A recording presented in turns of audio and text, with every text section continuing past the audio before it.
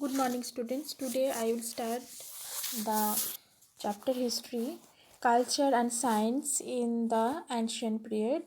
This is the last chapter of history for final examination. I have added this chapter. You know the syllabus of final exam. So this is the last chapter of history. Three chapters of history are included, and two from geography and two from civics chapter. So these are the syllabus of your SST. So I will start now the new chapter, culture and science in the ancient period. So in ancient period, which type of culture, science, literature are followed? So here I am going to start the paragraph. India has a rich and varied culture. Every dynasty that ruled India added something to her heritage. Literature. The Vedas and associated texts. The Vedas are the earliest literary works that we have. The word Veda means knowledge. There are four Vedas: Rig Veda, Yajur Veda, Sama Veda, and Atharva Veda. They contain hymns in praise of different gods and goddesses. These hymns were passed from one generation to the next orally until they were finally written down much later.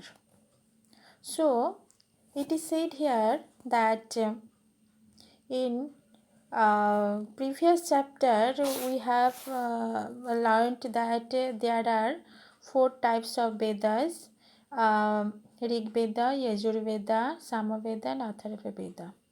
And what is the meaning of the word Veda?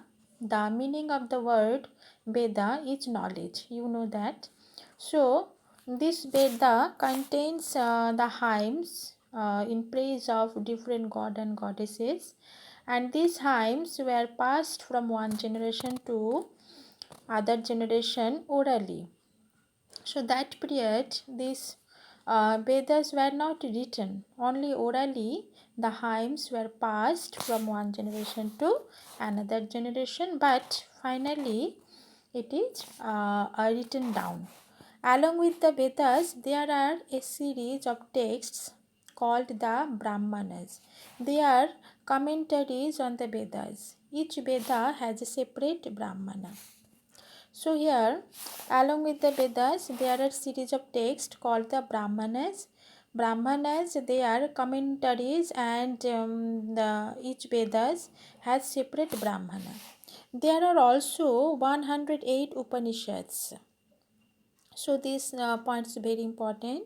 How many Upanishads? There are 108 Upanishads. The essence of Vedanta philosophy is contained in these Upanishads. Puranas are sacred literature. So, Purans also the important literature that period, and there are 18 surviving Puranas. How many is Puranas? 18. The law books, Dharma Shastras, are also a part of ancient Indian literature. So the Buddhist and Jain texts also form a part of Indian literature. The Jataka tales are stories about the previous births of Lord Buddha. So these are the main or important books you have to keep in mind: Vedas, Upanishads, Puranas, and Jataka tales. So this type of Jataka tales are one type of stories where previous births of Lord Buddha are written here. So this is known as Jataka stories. Now next point is the epics. The Mahabharata was composed by Sage Ved Vyash. It is the story of two sets of cousins, the Kauravas and the Pandavas. The name comes from the battle of Mahabharata fought between the two. The Mahabharata also includes the Bhagavad Gita. It is the conversation between Lord Krishna and Arjuna on the battlefield. So now, ancient period literature portion just now completed.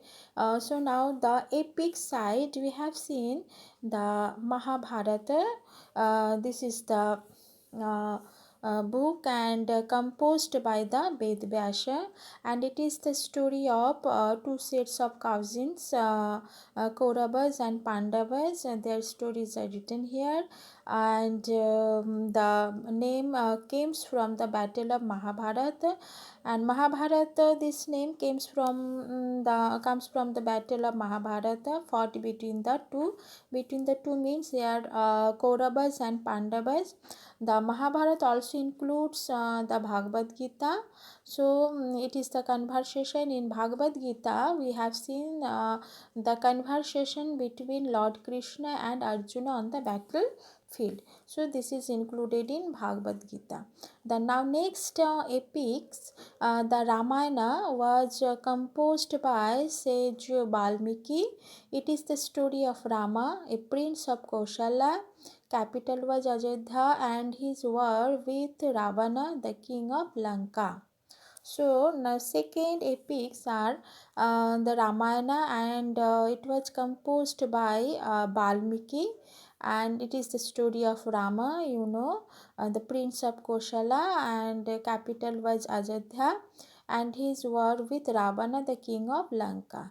So in this chapter, the two epics are Mahabharata and Ramayana. Now next point is secular literature. The Arthashastra, Indika, Harshacharita, stories from the Jatakas, and the Panchatantra, the works of Kalidasa, and the accounts of foreign travelers are the important secular works of this period. The Sangam literature also belongs to this category. So the next important portion is secular literature. What is this secular literature? The Arthashastra, the name of Arthashastra, Indika, Harshacharita, stories from the Jataka, and the Panchatantra. The works of Kalidas and the accounts of foreign travelers are the important secular works of this period. So, this period, the secular literature, so different types of travelers came here, and also they write the different types of activities done by the king. So this is included, this type of book, Arthashastra, Indika. Now next, the Sangam literature also belongs to this category. The Arthashastra and the Indika were written by Kautilya. Who wrote Arthashastra and Indika? The Arthashastra and Indika were written by Kautilya and Megasthenes respectively. So Arthashastra written by Kautilya and Indika written by Megasthenes. So these two books very important, and the writer also important. Who wrote Arthashastra? Kautilya, and Indika, Megasthenes. The Arthashastra describes the political system of the time and the art of governance. It gives information on the political and military administration of the Mauryas. Just now we have completed the chapter Mauryas. So in Mauryas chapter we have seen in Arthashastra describes the political and the military administration of the Mauryas. Similarly, the Indika tells us about the political, social and economic conditions during the Mauryan dynasty. Megasthenes has also described the city of Patliputra. So these are written in this book. Harshacharita is another valuable literary source. It was written by Banabhatta and contains a description of the early life of King Harshavardhana. So Harshacharita, another valuable literature, and it is written by the Banabhatta, and also Banabhatta described the life of King Harshavardhana. So in Harshacharitra, the life of Harshavardhana was written by the Banabhatta. So very important point. Who wrote Harshacharita? Banabhatta wrote Harshacharitra, and in this book the life of King Harshavardhana was written. Kalidasa lived during the reign of the Gupta kings. He is considered one of the greatest poets and dramatists of India. He has written many poems and plays in Sanskrit. His famous works include Meghdutta, Raghuvangsha, Ritu Sanghara, Abhigyan Sakuntalam, and Kumar Sambhava. So these are the written works written by the Kalidasa. So Kalidas lived during the reign of the Gupta kings. So Gupta period Kalidas lived and he is considered the one of the greatest poets and dramatists of India, and written many poems and plays in Sanskrit. So his important works are Meghdutta, Raghuvangsha, Ritu Sanghara, Avigar Sakuntalam, and Kumar Sambhava. So these were the important works done by the Kalidasa, and he lived during the reign of the Gupta kings. So this is the very important point. Now foreign travelers, many travelers and pilgrims came to India. Fahian came here during the reign of Chandragupta II. He spent 6 years, 405 to 411 CE, in India, visiting Buddhist monasteries. When he went back, he wrote an account of his stay. His account gives a detailed description of the life of the people under the Gupta kings. So, foreign travelers, number one, foreign travelers here came to India. Fahian, the name of the foreign travelers, Fahian.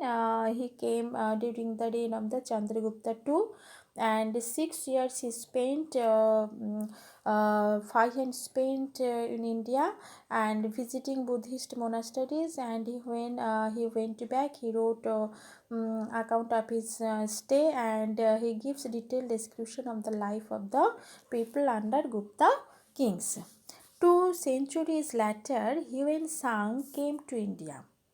He wrote about the conditions in those times. The ruler in the north was Harshavardhana. I Singh was another Chinese traveler to come to India. So first Fahian, second Yuan Sang came to India, and he wrote about the conditions of this time. And another Chinese traveler came to India. I think these are the name of the foreign travelers who came to our country. So today, up to this, next day I will continue the point of the Sangam texts. So thank you.